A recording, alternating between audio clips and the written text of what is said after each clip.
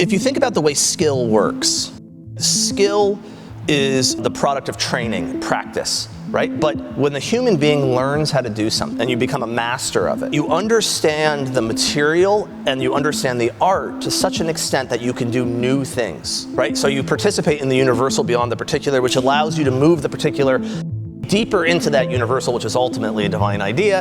And so there's the possibility for creativity. This is the reason why art can be creative and the reason why it can be beautiful. And that's true of all skills. There's this capacity for self-transcendence.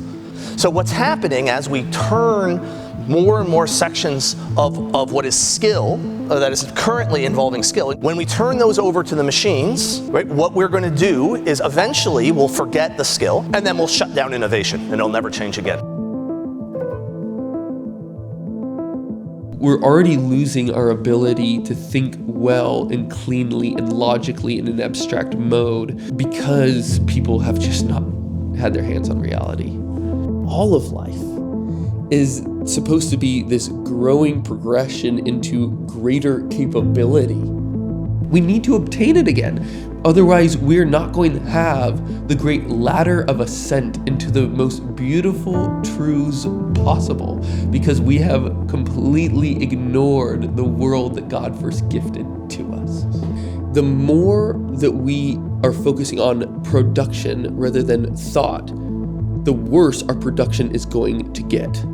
The more that we are pushed to make as fast as possible, then of course you're not going to think through everything. Of course it's not going to be as rich or as wonderful. And of course you're not going to be able to think about how the thing that you're going to produce is going to help or be an aid in as many different aspects of life as possible. All productive activities, first a contemplative activity. You're producing by means of your hand something that is in your mind, right? I mean, you think about what you want the Hermitage to look like. You think about what you want the painting to look like, and then you manifest it in the world. I mean, it's a joy to cut a timber frame. Yeah, you can cut down trees, you can cut it, you can have very simple tools. You can build homes for each other. It doesn't have to be that expensive if you're helping each other out. There's no reason to bring a CNC into it. We had this problem in the Industrial Revolution, especially around World War II, where there's a huge brain drain. People stopped teaching people how to do it. And that's the problem we're in right now. It's like we're trying to relearn how to do this well. And everything you farm out to the machine, you never get back. So if you want people to not know how to do this, then have machines do it. It's worthwhile to build these things together as a community and to pass the knowledge on to your sons. They will become better than we will be, and they'll build better buildings. I was drawn to plumbing because it's a beautiful thing to give people water. It may be gross, maybe nasty sometimes, but that's not that big a deal when you get to see a happy face at the end of the day because they actually have water. I mean, or they can flush their toilet. I enjoy bringing essential things to people. For some of us tradesmen that are out in the world, we're on these job sites, we're working for these companies, and we feel like we're in just a desert. To see that there are young men who share our faith, who want to know these things. We get to pass on these skills, these meaningful skills. These are important and vital skills for us to continue to build our society, and to be able to pass them on in such a way that we know that the faith is also surviving in an orthodox way, then it's just a beautiful thing.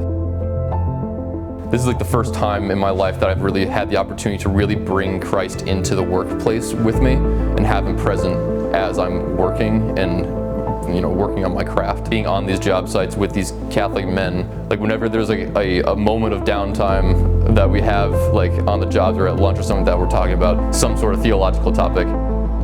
I plumbed for probably 2 years, trial by fire, just thrown in a van, and it still took a year and a half to 2 years to really mentally wrap my mind around how a lot of this goes. I started just doing service work repairing leaking drains, cleaning drains, and then I got a little education in remodels. And then another year after that, I started commercial work. We're trying to get all of this experience all kind of molded together for them, not having to kind of piece it together, because the plumbing on a new build is very different than a remodel. It's very different than just going out and doing small projects for service work. There's a lot to wrap your mind around in all the different styles of plumbing. The College of St. Joseph's story is the story of America. It is a story that rejects the idea that you're supposed to stay in your lane, do what you're told. That was old world Europe. Shut up, sit down, do as you're told. Okay, if you're an expert in this, you can do that thing, but you can't do the other thing. No, our founding fathers rejected that. They were curious, they were ambitious, they were boundary breakers. That's what I hear, is I hear the story of the United States of America, of our culture, that we need to revive. That unique spirit of ambition and curiosity, the rejection of the idea that somebody who's an insurance salesman by day can't go home and tinker in his garage at night, or that someone who's a carpenter by day can't go home and read the Federalist Papers in the evening.